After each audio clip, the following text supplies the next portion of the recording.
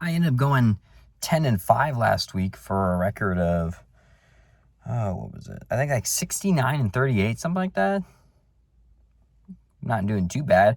Now, the ones I got wrong, I picked the Steelers over the Bengals, the Jaguars over the Rams. Not my brightest pick.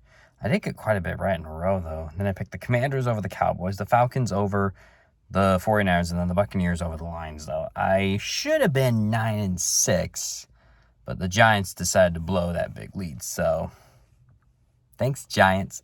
But let's go right into week number 8. And this is easily going to be the weakest season of the year because the Seahawks are on a bye and we don't play, which basically means most of my fantasy team is on a bye. I'm not just a homer because the Lions are also on a bye. I also had to drop Mike Evans and replace him with Sterling Shepard. Yeah. But we'll see how well I do, or at least how bad I will do. But we'll work through that, though. All right, let's go through the Thursday night game. We got the Minnesota Vikings at the Los Angeles Chargers. This could be a pretty good game. Looking forward to it, though. The Vikings are still rolling with Carson Wentz. Carson Wentz didn't play terrible, but he got off to a very rough start.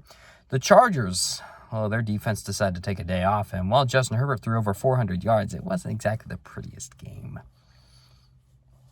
I don't exactly trust both teams right now, but I do feel like this is going to be a very solid matchup. I'm going to go with the Chargers because I feel like they're the more talented team, but I could see Minnesota winning. And then you got the Dolphins and the Falcons. Well, the Dolphins, you just keep going lower. It's not good. You lost to the Browns. And yeah, Tua is throwing interceptions. Tua Tagovailoa's now turning into Tua turn the ball. Tua Tagovailoa. Yeah. But, yeah, he's turning into Tua turn the ball over. I guess that's the only way you could say it. The Falcons, you lost to the 49ers. You're freaking useless, Atlanta. But I think the Falcons are going to end up winning this game because the Dolphins are just not a good team. The Falcons, I feel like they're just a very inconsistent team. I feel like this is going to be a game where Michael Penix is going to go off along with Bijan Robinson. Then you got the Bears and the Ravens. This could be a good one. Lamar Jackson is practicing, so he's expected to play. The Bears are on a 4-game winning streak. Their defense is looking pretty good. DeAndre Swift is looking really good. Caleb Williams didn't have a good game against the New Orleans Saints, but I mean, hey, when your run game and defense is good, you don't have to have a very good game.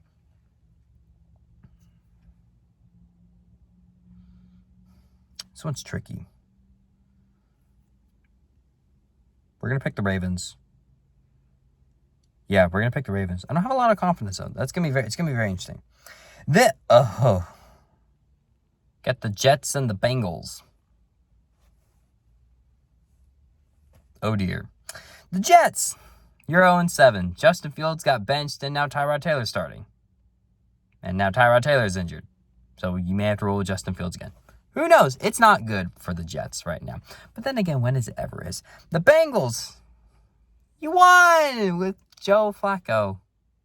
Don't ask why. Just pretend you use Joe Burrow in between and pretend we saw Joe Burrow and Aaron Rodgers play. Let's just go with that.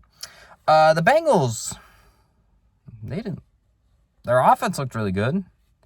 Their defense wasn't too bad. Yeah, they gave up 4 touchdowns, but without Trey Hendrickson, you're able to outscore the Steelers. Not bad. We're going to go with the Bengals. I think they're going to pull it out.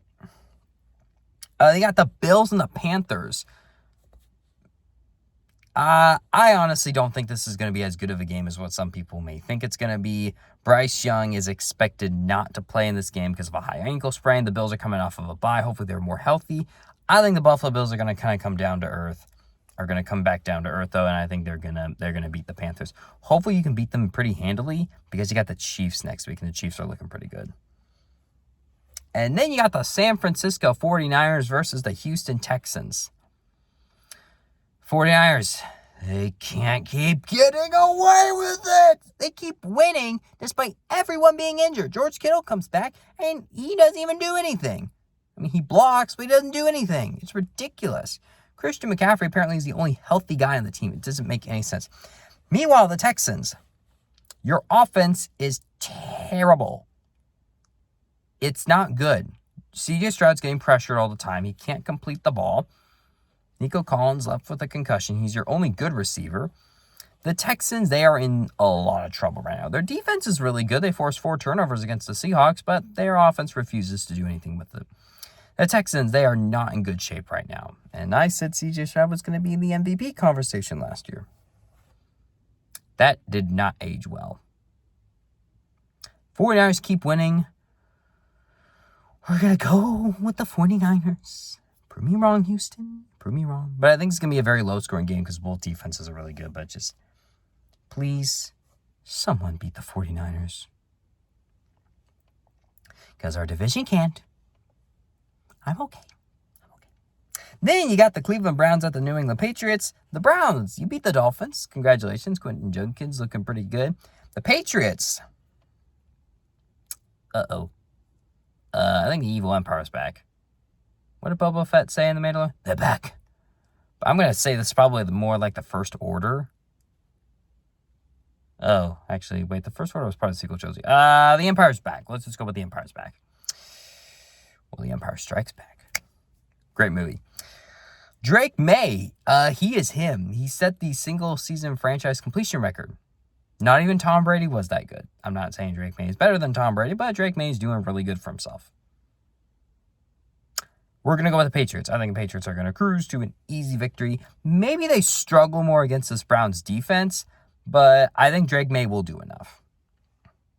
Then you got the Giants and the Eagles. This could actually be a closer game than what some people think, though. Now, the Giants, okay, yes, they blew that.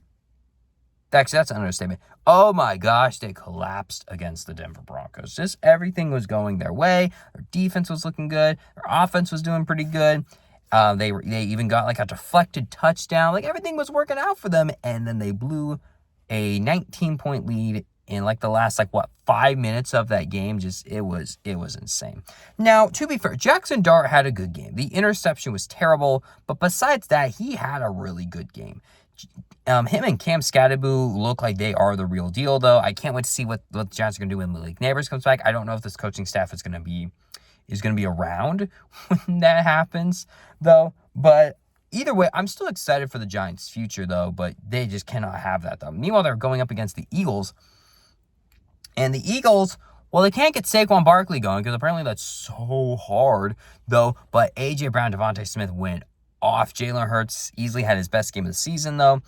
I am going to pick the Eagles, but I do think it could be a closer game than what some people think. Then you got our first afternoon game. You got the Tampa Bay Buccaneers at the New Orleans Saints. The Bucs, well, they got destroyed against the Lions, but that's not even the worst thing. Mike Evans broke his collarbone, and he's out. Well, he's out for most of the season. He doesn't even have 200 receiving yards, which means that the streak of 1,000-yard season is going to come to an end unless he can turn into a god. When he comes back, I don't think it's going to happen. I don't even think he's going to be at 100%, and unfortunately, it looks like his last season with the Buccaneers is going to be without a 1,000-yard season. I mean, there's a reason him and Jerry Rice are the only ones, so that is extremely disappointing, though. On the bright side, though, you got the New Orleans Saints coming up, and the Saints, Pope Leo, his powers are just too good. They're just too good. Yeah, Spencer Rattler did not have a good game. He was missing guys left to right through multiple interceptions. But I'm going to go with the Buccaneers. I think the Buccaneers are going to be in for a nice bounce-back week. Then you got the Titans and the Colts. Oh dear. Okay, well, the Titans, they kept it competitive in the first half.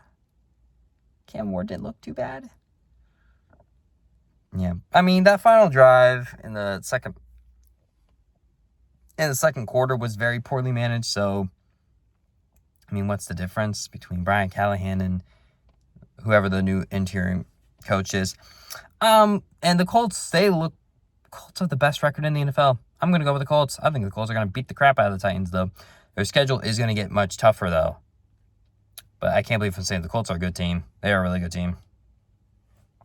Then, This is a great game. You got the Dallas Cowboys at the Denver Broncos. The Cowboys, their offense, incredible. Their offense is one of the best in the NFL. CeeDee Lamb came back and basically said, "Hi guys, you miss me?" And yeah, apparently they do. And their defense looked good. They were forcing turnovers, though. I do think that may have mostly been because Jaden Daniels got injured and there were just no receivers on their team. But yeah, they played pretty good. Meanwhile, the Broncos, we talked about the Broncos earlier, making a 19-point comeback, scoring 33 points all in the second half. It was absolutely insane what the Broncos did. And the Cowboys have a reputation of not playing well against the Broncos. But I think this could go either way. And I just love the match between that Cowboys offense versus that Broncos defense. It's going to be a good test for them. Remember, the Cowboys offense destroyed that Packers defense earlier and scored 40 points. So maybe they'll do the same.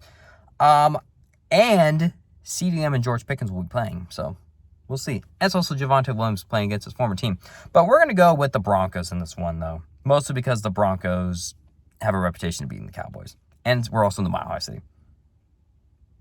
And then, one of my most anticipated games of the year, it's the Green Bay Packers versus the Pittsburgh Steelers. Aaron Rodgers playing against his former team. Man, this is going to be a great one, though. The Packers, they barely beat the Cardinals, but hey, they're 4-0 when they score 27 points. Maybe they'll score 27 points again and win. Who knows? Meanwhile, you got the Steelers. The Steelers. Yikes. You lost to the Bengals. I mean, Rodgers had a good game besides the 2 interceptions. One of them wasn't his fault. The other one was his fault.